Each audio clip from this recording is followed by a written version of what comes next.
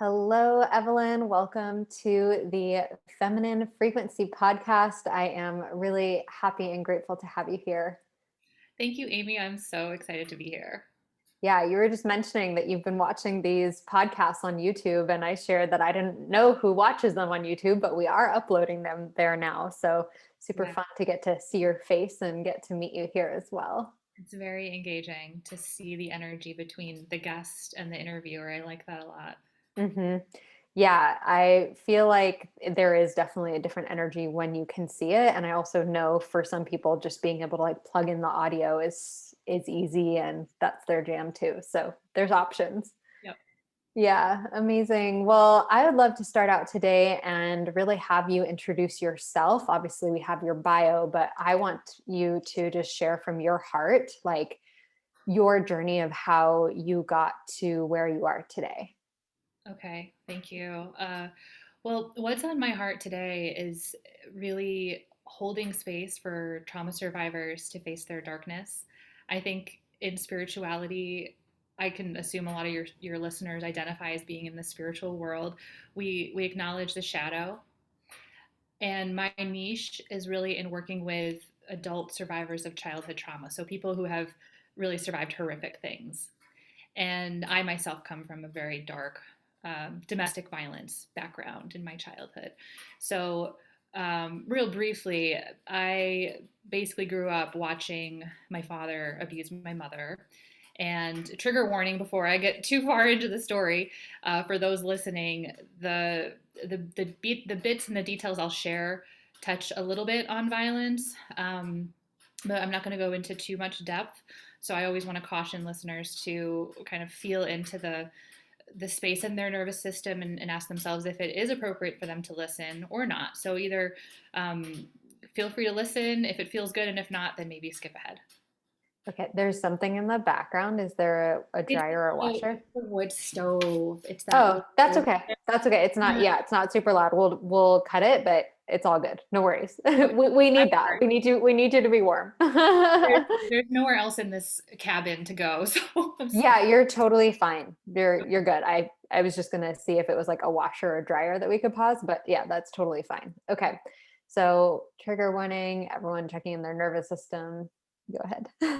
So that's my little disclaimer. Um, but I think it's helpful to share a little bit about my childhood for the listeners who feel alone and feel like there isn't anybody out there that can actually understand and relate to what they have gone through. So, as I said, I grew up in domestic violence, with my dad, who is now passed, and I repressed a majority of my memories before age 12. I actually thought that was normal. I thought most people didn't remember their childhoods and just didn't have memories. And I realized as an adult that that's not normal, that there's a reason for that. And now I know that my brain did that to help me get through. And I'm really thankful for my brain's ability to do that. But I've actually been able to recover some of my memories, and I do have some memories. Um, so, what I've been able to piece together is that I experienced a lot of physical and sexual abuse in my early childhood. And throughout all of my childhood, I experienced a lot of gaslighting and emotional manipulation by my father. And all of us, my siblings and I and my mother, we all lived in constant terror. We were literally being terrorized by my father. And there were many times in childhood where my dad would threaten our lives. He would threaten our lives if we ever left. So we lived in constant fear. And the outside world really didn't know. Nobody knew. So I remember writing poetry in high school, um, kind of talking about how nobody knows what happens behind closed doors. And everything can look great on the outside. You know, I was a good student. I tried to escape through being a good student and being really busy. And I didn't tell anybody what was going on. We actually ended up in a domestic violence shelter when I was in high school. And I would drive 45 minutes to school, drive myself to school, and nobody knew that I was commuting from a domestic violence shelter. That's how traumatized my nervous system was. So, um, the one story I will share, so trigger warning again, the one story I'll share is that one time in particular, my mom tried to leave my dad. She tried to leave 7 times. And this one particular time, she had us getting in the car. We were getting in the car, and my dad came up to the front door of the house. He stood at the door, and he was holding our dog by its collar. So the dog was like dangling by its neck. And he said, "If you leave, I'm going to slit the dog's throat." So we went back in the house, of course, at that point. And that's just really the tip of the iceberg. There was a lot of threats, a lot of violence, and a lot of emotional abuse. And so that's just the flavor of the childhood. I never felt safe in my home. And then leaving my childhood home as an adult, I was, of course, delighted, overjoyed to be an adult and on my own. But I continually found myself in these very chaotic situations, either work situations or romantic situations, and I was constantly in pain and drama. And I didn't realize until later, late in my late 20s, that that was the culture medium that I grew up in. So if you grow something in certain type of soil, it's not going to be able to grow in any other type of soil. That's how it knows to live. So I was continuing to put myself in these situations because it's what felt normal and familiar to me. So I've learned through all of my healing that safety equals familiar, and the feeling of being at peace is not familiar for most trauma survivors.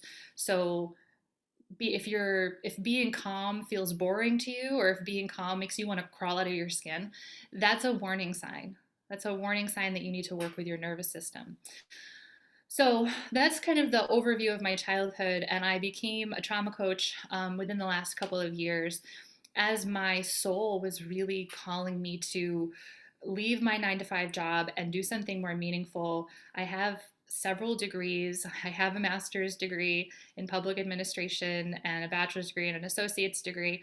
But I had to leave all that behind because my soul was just calling for me to give back in a way. And I had my own spiritual awakening and dark night of the soul, and really went from being an atheist to being a believer in about 2 years. Totally went from like no religion, never raised in anything, any kind of religion or belief in God, to I surrender. Like I literally have a Course in Miracles over here on the table because I believe in something bigger. And I think that the work I do now is a calling. It found me. That's probably a story for another episode or another venue, but that calling found me and I just surrendered to it. So I'm so delighted to be here and living my mission, and I like pinch myself every day that I get to help others out of the darkness. Mm, so powerful. And thank you for first, obviously, like presencing that there's a lot that comes with your story. And also, we don't get to hide this anymore. And the way that people feel not alone and know that they're not alone is through conversations like this, is through you courageously sharing your story. And there can be a lot of shame that comes up for people around, like, if I share my story, then what are people going to think of me? People are going to think I'm broken. People are going to think that there's something massively wrong with me. And it takes so much courage to get to this space to not only share your story, but also to be a guide and to support others. So I am curious a little bit about that, of like, you coming out and sharing about your past, not only healing it yourself, but now actually being a voice for trauma healing. What was that like for you to start to like be open and to be vulnerable with the darkness that you've experienced? That's such a good question. I don't think anyone's asked me that before. It really was a very long process, I will say. I think it probably started with my recognition of the fact that I had trauma. Now, I had been in therapy, talk therapy, for 10 years and did not realize that I had experienced trauma. Like, that's pretty sad. Wow. Yeah, Wow. that's pretty That sad. doesn't surprise me. And wow. Yeah, so I got to the point where I was 10 years into therapy, and that's when it hit me like, oh my God, I was actually starting to see a chiropractor who does energy healing, and he completely activated me in a way. And I started to have all these different types of knowings, not just cognitive knowings, but different types of knowings. And that was the beginning of my spiritual awakening. And so at that point, I think that that awakening to my body's knowings started to connect the dots between the 10 years of therapy that I had done, the kind of the top down approach that I had been working on. And then I started my journey with the bottom up. So I don't know if you've talked about this on previous podcast episodes, but there's like a top down approach to healing, which is very cognitive. It's like, let's think our way to a better life. So, and that does work for people in certain situations, but I think it takes a multifaceted approach. So top down would be things like belief work, affirmations, mindset shifts, all very important. But then there's also a physical body that has to express things, and especially for trauma survivors, that's missing. That's really, really missing from a lot of the healing that's available in the mainstream. So long story short, I came to be comfortable sharing my story through embodiment and through connecting the cognitive with the somatic. And one thing in particular that I want everybody to know about is something called ACEs. It's called the Adverse Childhood Experiences Study. So if you Google Adverse Childhood Experiences Study, there's a quiz, and you can take a quiz. It's a scale of 1 to 10. Based on your childhood experiences before age of 18, you'll get a score somewhere between 1 and 10. It'll tell you basically how much trauma you've experienced in your life. So when I took that quiz, I took it several years ago. I had like either a 4 or a 5, something like that. And it started to really just integrate in my system that like, you didn't make it up. It really happened. My body was bringing up memories. I didn't trust my body. So it took a few years. It probably took like, I'd say in total, like 4 to 5 years from cognitive awareness of the fact that I had trauma to being able to really speak about it. It took that long to just trust that it actually happened to me. So if I really want to take the shame out of it for trauma survivors, that it's not going to be an on-off switch. This isn't binary. It's not like either you do or you don't. It's going to take you some time, and you have to practice. So it's about being gentle. And if you could just practice, even saying it to yourself, like in the mirror, this happened to you, and I'm so sorry this happened to you. That's very healing. Mm. Yeah, thank you for shining a light on your process to, the evolution of where you are today, and sharing your story, in being able to even have, from the moment you had awareness of that you actually did have trauma, to then being able to now be a healer and a light for others, is quite the journey. So thank you for sharing that. And I'd love to go deeper into this idea of what I'm going to call embodied trauma healing, where there's not just the brain, but there's the limbic system in the brain, there's the nervous system, there's so many different facets of this type of healing. So can you share more about, like, what are the different areas that, when it comes to a holistic view of trauma healing, or a multi-layered approach to trauma healing, that we need to look at, that are essential for actually not only awareness around the trauma, which is what cognitive behavioral therapy is really great for, but actually healing trauma is a whole multi-layered approach, you're saying? Yeah. Oh, that's such a big question. I'll try to answer in like a concise way, but I think I am starting to think that trauma healing is spiritual healing. And I think everybody has experienced trauma, whether it's like capital T, big T trauma, or little t trauma. Whether you score a 0 on the ACEs test or you score a 10 on the ACEs test. Like, for example, someone who maybe didn't have instances of violence or abuse in their childhood could still have trauma because there was neglect. For example, there was a lack of unconditional love. I don't know anybody who received unconditional love. I know some people who achieved some like little pockets of it or something close to it, but most people, most parents, I'm a parent, it's really hard to unconditionally love your children, and I've done a shit ton of healing. So, like, for me to say that, it's just imagine someone in their 20s who has like no resources doing the very best they can. So just to take some of the shame and the blame out of that. Um, so I think that trauma is healing trauma is a spiritual journey because we are so disconnected from our truth.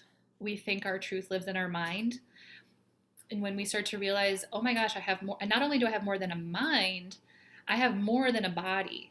So you come on this journey of like, what happened with me and what happens with a lot of the people I work with is like we're riding around in this human suit. We're like living here from the neck up. We're I'm glad this is on YouTube so people can see what I'm doing with my hands.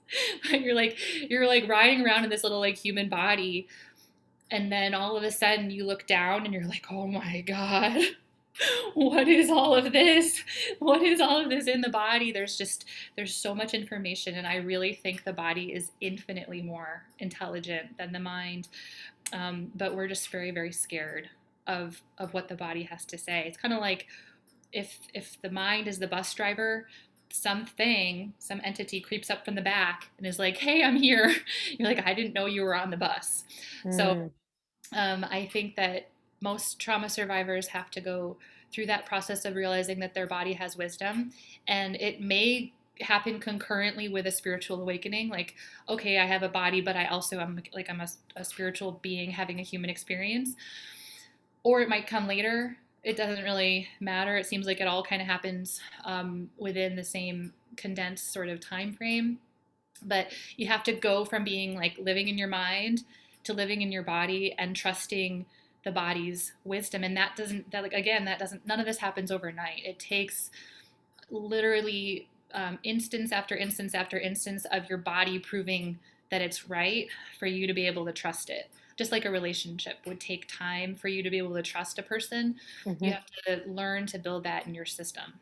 Yeah, and I'm no trauma expert in any way, shape, or form. My understanding of trauma and what happens, especially in big T trauma events, is that many people disassociate from the body as a way to protect themselves and get kind of like stuck in that place. And so coming back into the body, getting reconnecting with the body is a journey. It is a process. It's not just this on-off switch, because that was designed to keep you safe. That is a mechanism that is designed to protect us. And yeah, is there anything you wanted to add to that? Well, like even people who didn't go into a freeze state or a literal fight or flight state, maybe someone who's been neglected or had little t trauma, they can also dissociate from their body because, for example, let's say your parents, let's say you had an emotion as a child, whatever, you're upset, and your parents, your mother or someone says, you don't really feel upset. You don't really feel upset. No, no, no, no. That's not my little girl. My little girl's a happy little girl. And you learn over time that, oh, I guess that emotion's not allowed. So Mm, I'm just going to stay in this lane, and I'm going to learn that this makes my mother or my father happy. Like they say, good girls are nice and sweet, and good boys don't cry. So if you're told not to act a certain way, not to express certain emotions, then you dissociate from those, and you're not actually able to tap into those. So it happens to everybody, but certainly for more significant trauma, the work takes longer. So like I love to use this example, but I hated yoga. I couldn't I liked the idea of yoga. I wanted to do yoga. I wanted to be someone who could do yoga. I just loved the idea. I was like, oh, look at those yoga people. They just look so cool, and I wanted to be like them. But I would go to yoga and I would just be crawling out of my skin, and I would come up with all these reasons like, oh, I hate the instructor, or just this is inconvenient, or it's too expensive, or whatever. And I realized that my body just felt so unsafe. And I had to start doing some different types of work, some different types of embodiment. So my approach to embodiment is quite different than what I've seen out there because of the sort of the level of unsafety that I've experienced in my body. And so I never tell my clients just get grounded in your body because they literally don't know what that means. I mm, literally when people would tell me like just get grounded in your body, I was like, what the fuck does that even mean? mhm. How do I but can you show me how? So that's literally what I show people how to do. It's like we have to talk about it before we can actually do it, and we have to sort of activate I have a way of activating people's bodies by helping them scan into it before we Mhm. actually do any movement whatsoever. It's a much slower, it's like a titration process. So it's literally slowly building up your system's capacity to hold it. Beautiful. Thank you for really showing that there are many different layers of embodiment, and that what one practice or approach to embodiment doesn't always work for everybody, similar to any other practice or tool or modality. And that, especially, one of the things that I'm really feeling from you, Evelyn, is that the reason why you are able to teach it in the way that you are, and the people who are going to come to you for healing, is because you have been through this, like, had so much pain and darkness and healed through it, which makes you qualified to be able to share that. And I know you have degrees and certifications and all of those things, but if someone as a teacher doesn't know how far that disassociation is, or how unsafe it feels to be in your body, how can they really teach and understand what someone else is going through? And so I believe that we all have our own soul medicine, and that our journeys and our pain and our stories, especially, if we're following our soul calling, is we are carrying the medicine for other people because we've actually been through it. And like, you clearly went through your journey and now have all these tools in, like, your own unique way that you can teach. So um I know that it's been a journey to get here, and I think it's really beautiful, and want to emphasize how different each of our medicine is based on our own stories. Yeah, I agree with that. And I think I've seen a few people try to like put the word trauma informed on their programs, and I know there are some like trauma informed certifications out there. I haven't really explored them, and the depth to which they go, but I guess conceptually, I have a slight skepticism about certification programs on being trauma informed, because I think being trauma informed is, I'm glad that they exist, but I think trauma informed really is like a scale. It's not either you are or you're not. It's the extent to which you're trauma informed. So it's good that if a practitioner wants to understand it, that they go out and seek that information. But then wisdom really comes with experience. So if you try to, if you're able to actually hold a trauma survivor and not like cringe, even energetically, like if I share my story with someone, I can immediately tell, can they hold it? How much of it can they hold? I'm only going to give you what you can hold, because I know how dark it is. And if I'm looking for a coach, then I'm going to want a coach who can hold a lot of darkness. And that's trauma informed to me. Trauma informed is someone who can actually hold a lot of darkness and not shy away from it. It's almost like if you've ever been in a healing circle, you want to have people kind of watching the perimeter of the healing circle, because you don't want people coming in and out as the healing's taking place. So the container is important, the integrity of the container. So you need to be very strong as a healer or a coach or a practitioner. And if you're going to call yourself trauma informed, you need to be able to maintain the integrity in allowing someone to bring up everything that they have. Hmm. Yeah, and these safe spaces that you're talking about and that you're creating, they do exist. And also, I think, for trauma survivors, for anyone really who is attuned to their nervous system, or who's learning, like, your nervous system is what teaches you what is safe and what is not safe in the world. It's like this superpower that we have to be able to recognize, like, oh, I'm safe, oh, I'm not safe. And it's an energetic thing. It's not like someone can put their certification name and that qualifies them to be able to hold space for you, right? So I'd love to talk a little bit more about the nervous system, and as it relates to trauma and trauma healing too. Yeah, well, something you just said was really interesting, which is that your nervous system teaches you what's safe and what's not safe. But with trauma survivors, sometimes that gets a little dysregulated.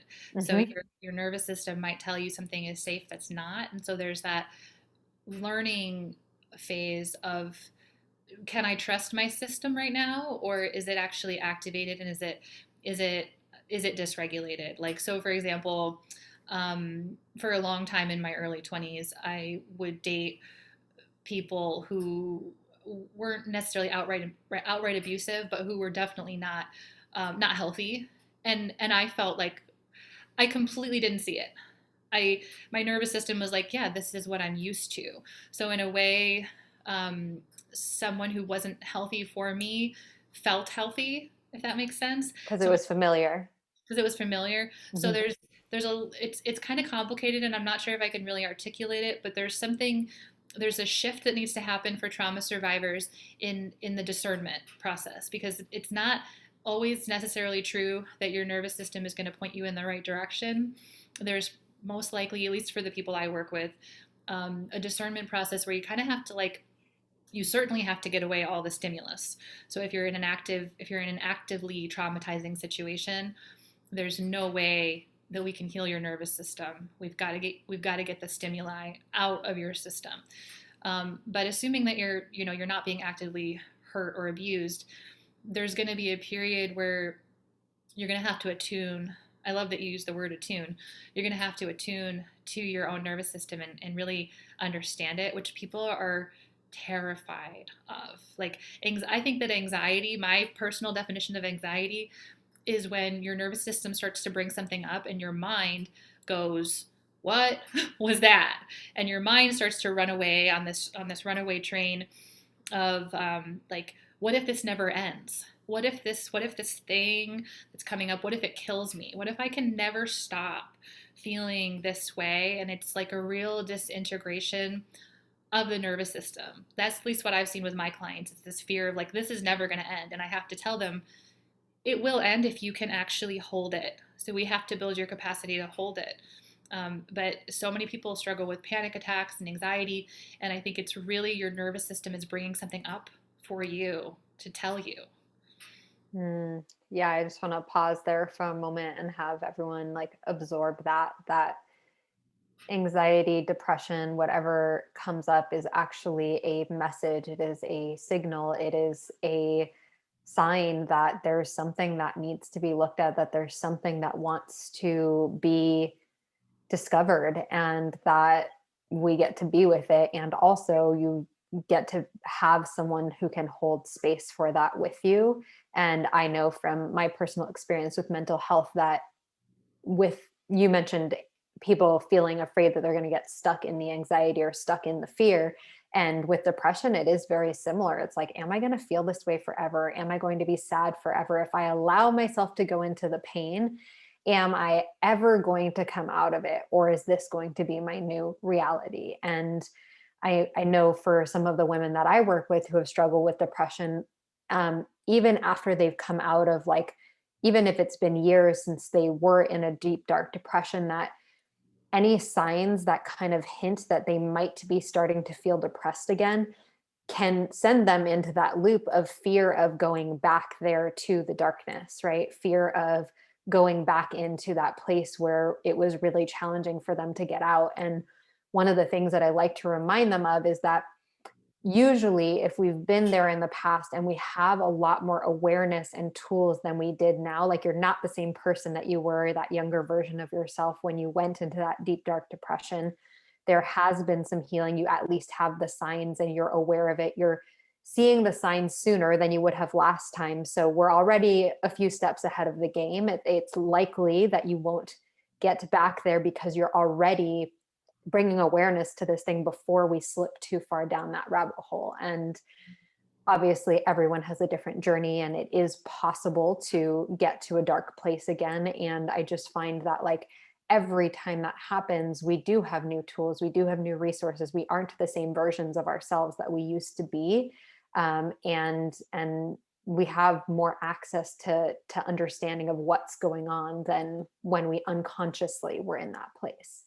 Yeah, that's so good. I would say all that. And I would even take it one step deeper and I would say, wow, like you're feeling fear. Like you're feeling fear right now. Like, let's just hold the fear and let's just be with the fear, because we want to build your system's capacity to hold this fear, because you're going to go on and leave this coaching relationship or whatever program, and you're going to be out in the wild. So let's use this as an opportunity to titrate your system that much more to this experience of fear, because fear is not going to go anywhere. You have to be able to withstand that fear and say, hello, fear. Nice to see you again. Okay, I can handle this, you know? I think this segues so perfectly into what intuitively both of us were feeling was really present today around inner child healing and being able to sit with yourself in those moments of fear and sadness and pain and all of that. So let's dive in and really just talk about what is inner child healing and how can someone start to really integrate that into their own healing journey. Okay, good. So, yeah, everyone has an inner child, and an inner child is it's a concept. It's a concept that there's a small part of us, a younger version of us that lives inside of us psychologically. So, um, for me, I think of the inner child as being very much connected to our subconscious. So if folks have done subconscious healing, they may have explored inner child work. It's about using your imagination to heal.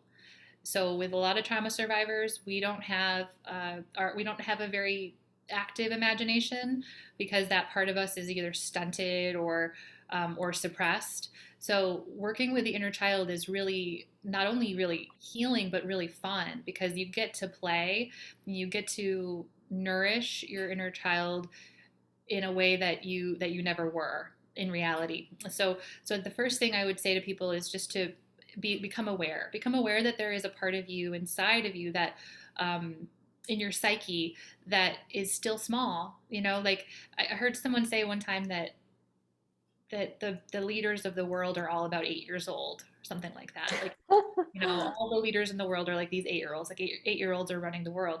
And if you think of your automatic patterns and your triggers, that most likely those are your inner child's reactions to something in your life that you don't like. When someone doesn't give you attention, or someone doesn't consider you, when you get caught off in traffic, it's just this bubbling up reaction that you almost don't even you're not aware of until it happens. And then after the fact, you're just like, whoa, that just came out of nowhere.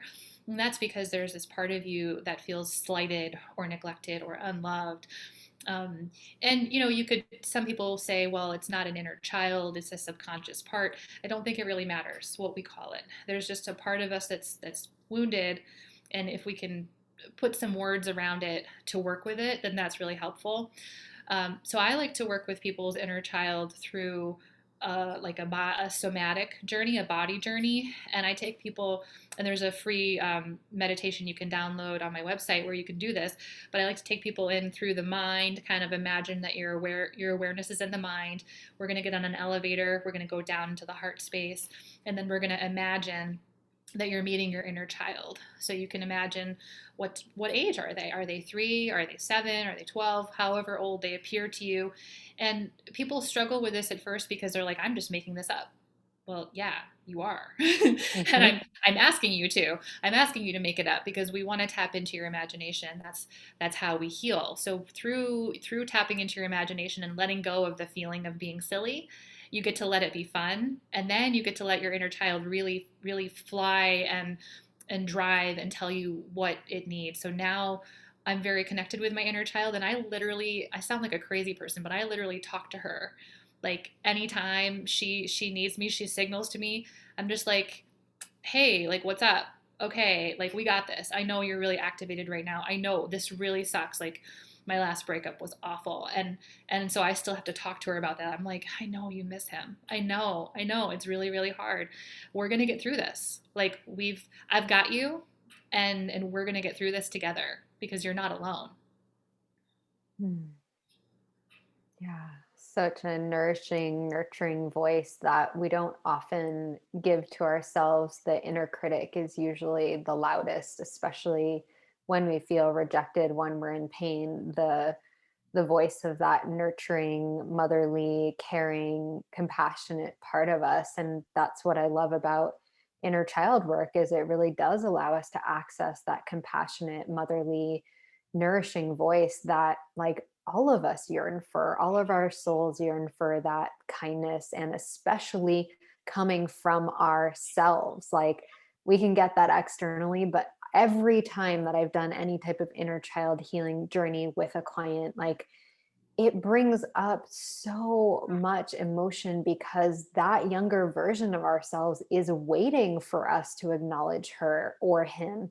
It is waiting for us to say, like, hey, I see you. I'm here with you. I know you're in pain. Like, there's nothing wrong with that. And it's okay to feel that way. And now you're no longer feeling that way alone because I'm here with you. And like, that instance of like the inner child healing, I know that for some at the beginning it can feel really strange, but as soon as someone even touches that place, we just melt. Like we just have this experience of profound healing of like, like my little girl at whatever age she needed to be like loved is being loved by me right now, and like it feels so relieving. And I'm curious about your experience. I would imagine because you use this modality that you've had experiences like that too, but the power of inner child healing, if people are willing to go there, is it really is transformational. It's true medicine. Yeah, yeah, it's profound. And as you were describing that, I was imagining, like, you know, when you're like on the verge of tears and you're holding them back, but then your best friend or someone you really love and trust just like looks at you, or they're like, "Are you okay?" And you're just like, "I'm not okay." Like you break down, you can't help it. I feel like it's like that when you're doing inner child healing. It's like the deepest catharsis. You have to, for it to really work, at least in my experience, you have to let those tears out. You have to let the catharsis take place and not just let it be purely mental. And that's what I try to do with my clients, is to take them deep enough that they're able to have that catharsis of that reckoning, that conversation they need to have. Like I had a client. Oh, this was such a beautiful one. Her inner child felt like she had been abandoned at the bottom of the ocean, and Mm, we literally had to go to the bottom of the ocean, and we found her. And as my client was sitting with her inner child, this is all a visualization, of course. um, the inner child needed the client to say, "Oh God, I am so sorry you were left there at the bottom of the ocean. I didn't know that you went to I didn't know you were at the bottom of the ocean. And if I had known you were at the bottom of the ocean, I would have totally come and got you. And I'm so sorry that you've been there for so long. And I'm never going to let you go now. Like you're mine, and I'm never going to let you go. Can you forgive me?" And then there's this like dialogue and a forgiveness, but I was crying and she was crying, and it was just incredibly healing. And the work I do is, it's not only healing for my clients, but it's healing for me. mm. Yeah, that sounds like such a beautiful journey that you were able to go on, and that she was able to recover that part of herself is amazing. And this, yeah, this work is so powerful. How do you feel about, like, for people who have maybe a hard time connecting with that younger version of themselves, maybe looking at like pictures from when they were younger, or having like a visual that they can reconnect with of like what their younger version of themselves look like? Is that something that you advise or invite clients to do if maybe they are having a hard time with the visualization? Yeah, I think that's a great way. If they're doing it on their own and they're struggling, that's a great way.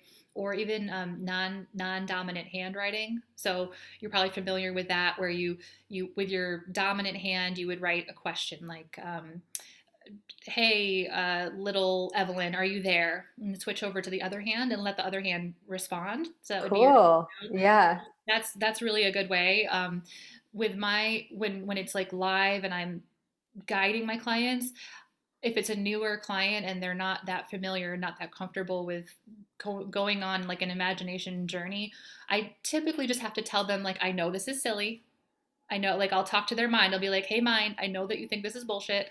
I know you think this is wacky, but, and you're going to get to talk about this later. But for right now, can you please just let us play?" And usually that works. So I would encourage listeners, if you're working with people, if you've got clients, talk to the mind and tell them, like, acknowledge, like, this sounds pretty crazy. I know Mhm. this sounds crazy, but like, let's just try it anyway.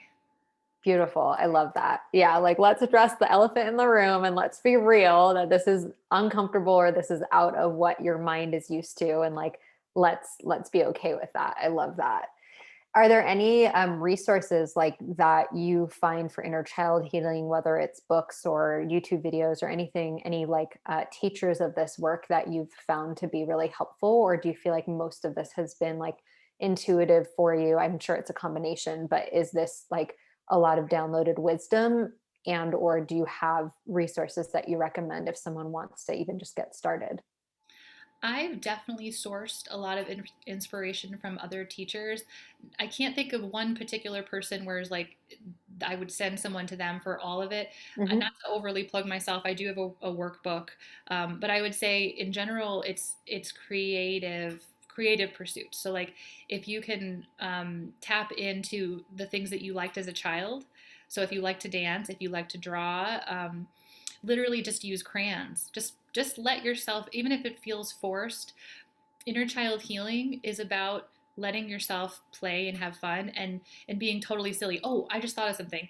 Watch I just got on TikTok. Like I know I'm like the oldest person in the world, but this there's this one, I think it's like somebody named Abby. I'm sure there's other accounts like this, but find an account where there's like a little kid making up stories. And I have a 5-year old, so I get to see it all day, every day.